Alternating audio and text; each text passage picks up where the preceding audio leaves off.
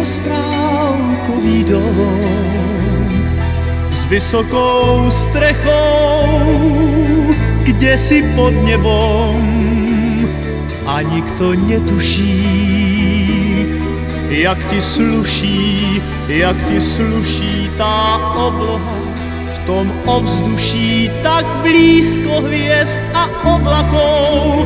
Mám rozprávkový dom, ten dom je celý tvojím zrkadlom a nikto netuší, ako zlatý súmrak prší na tvoju tvár.